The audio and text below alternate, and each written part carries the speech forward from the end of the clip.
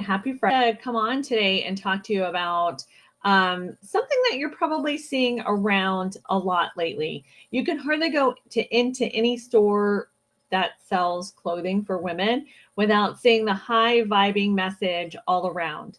So what does that even mean? Like we're all running around with, good vibes only, high vibes, but what does that mean in terms of pregnancy?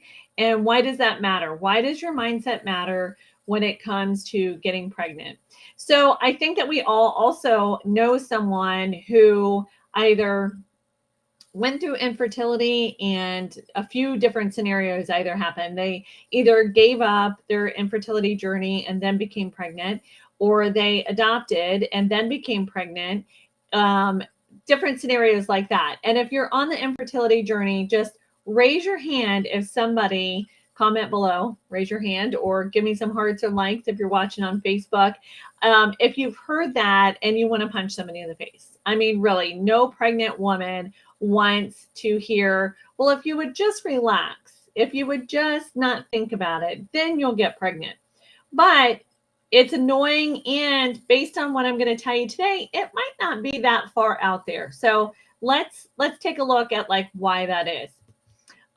So what we're talking about is frequency.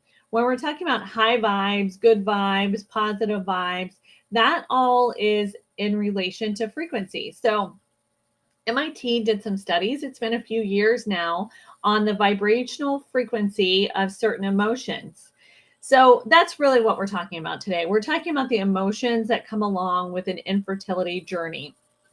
Okay, so let's just tie this into some science so we don't feel like we're going to float away. This is all scientifically based. You can go and Google it. But also, like, you know that your heartbeat is an electrical current. You know that you have electrical current in your brain, and all that is measurable frequency.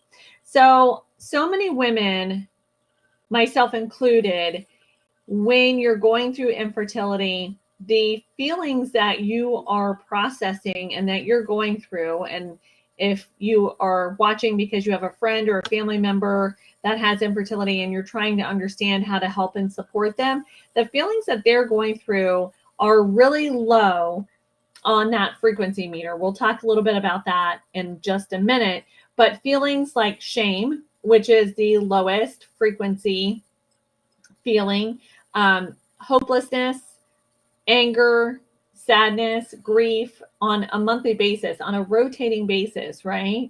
And so we're going to talk about coping strategies to deal with those emotions and, why that matters. But basically this bundle of emotions, of negative emotions and feelings associated with not being able to get pregnant, feeling worthless as a woman, feeling like our bodies are not doing the job that it was meant to do, feeling very alone in the process and carrying a lot of the burden. By the way, just putting this out here as a side note, a third of infertility is male factor infertility, just saying. But women, we tend to carry the burden of that, right?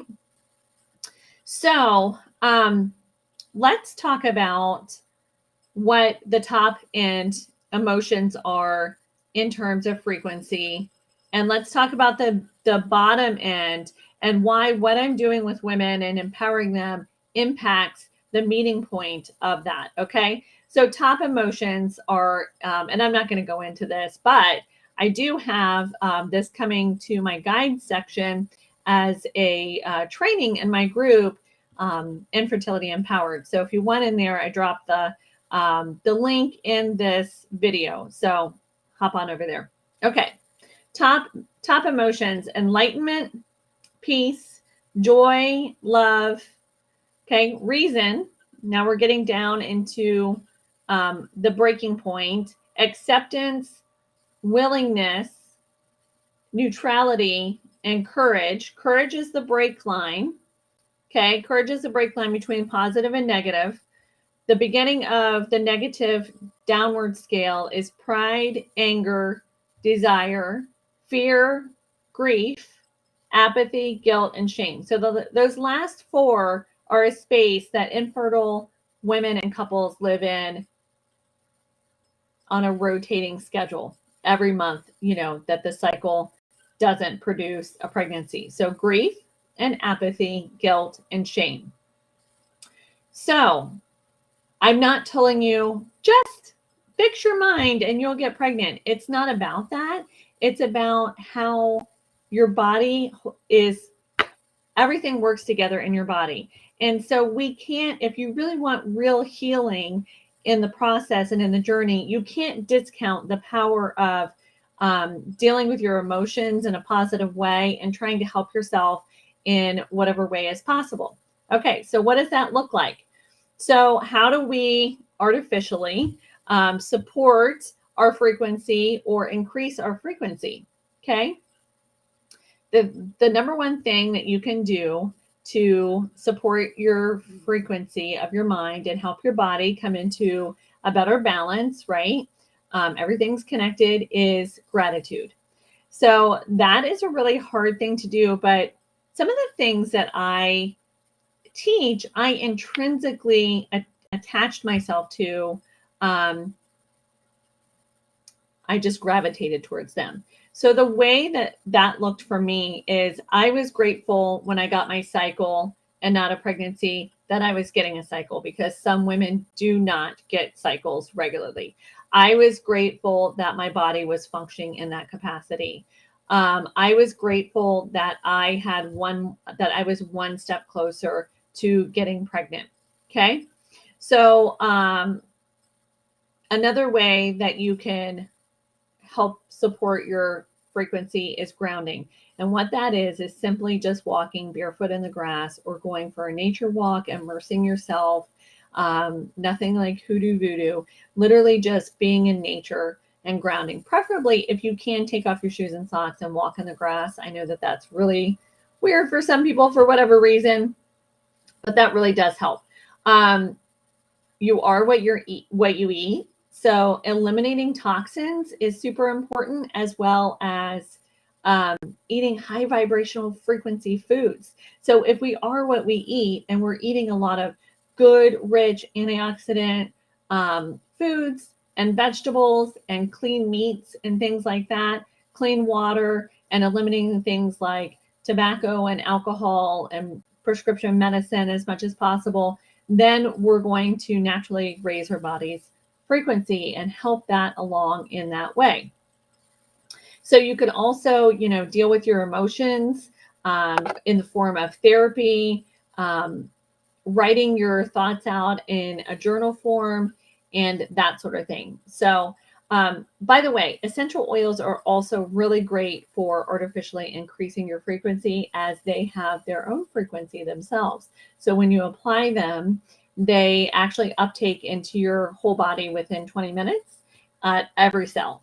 So that's something that you can do as well. So again, these are all science proven ways that frequency interacts with your body and ways that you can change your frequency. And the reason that we are doing that, again, is that we are trying to incorporate a positive mindset and move up in the emotional scale. So I almost forgot, this is like a really cool thing. Okay. So we're Infertility Empowered, right? Over on Facebook, my group that I admin over there. So the first thing, the breaking point between the positive and negative emotions is courage. And I was talking to a friend the other day, and we were talking about just the hopelessness that, diagnosis of unexplained infertility brings, and even just having a doctor tell you that they can't help you.